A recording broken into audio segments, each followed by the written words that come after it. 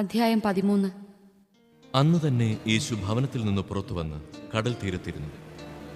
വലിയ ജനക്കൂട്ടങ്ങൾ അവന്റെ അടുത്ത് വന്നു. തന്നിമിത്തം അവൻ ഒരു തോണിയിൽ കയറിയിരുന്നു. ജനക്കൂട്ടം മുഴുവൻ തീരത്തു നിന്നു. അപ്പോൾ അവൻ വളരെ കാര്യങ്ങൾ ഉപമകൾ വഴി അവരോട് പറഞ്ഞു.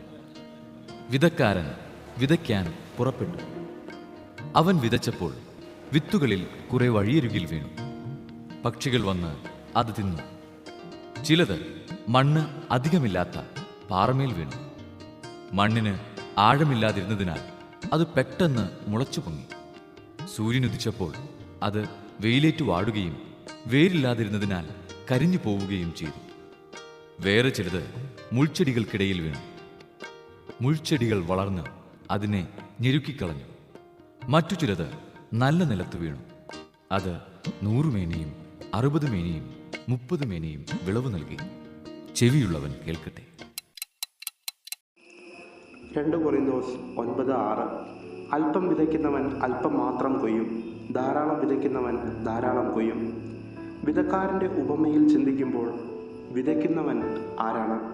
വിതയ്ക്കപ്പെടുന്നത് എന്താണ്? കൊയ്തെടുക്കപ്പെടേണ്ട ഫലം എന്താണ്? വിതക്കാരൻ ദൈവമാണ്. വിതയ്ക്കപ്പെടുന്നത് വചനമാണ്.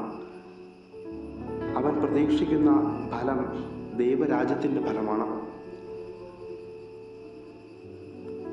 വിതക്കാരൻ ദൈവമായതുകൊണ്ട് തന്നെ ആരോടും പക്ഷപാതം കാട്ടിയല്ല വിതക്കാരൻ വിതയ്ക്കുക. എല്ലാ നിലത്തും ഒരുപോലെ തന്നെയാണ്, എല്ലാ മനുഷ്യരിലും ഒരുപോലെ തന്നെയാണ് ദൈവം വചനം വിതയ്ക്കുന്നത്. എങ്കിലും എന്തുകൊണ്ടായിരിക്കാം വിതക്കാരൻ വിതച്ചപ്പോൾ വിത്തുകൾ വ്യത്യസ്ത ഇടങ്ങളിൽ വീണുവെന്ന് വചനം പറയുക?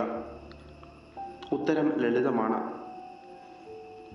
ഒരുവൻ്റെ കൃഷിസ്ഥലം ഒരുക്കേണ്ടത് ആ വ്യക്തി തന്നെയാണ്. നല്ല നിലത്തേക്കാൾ അധികമായി വഴികളും മുൾച്ചെടികളും പാറപ്പുറങ്ങളുമാണ് എൻ്റെ ഹൃദയത്തിലെങ്കിൽ വിതക്കാരൻ്റെ അധ്വാനം നിരർത്ഥകമാകും.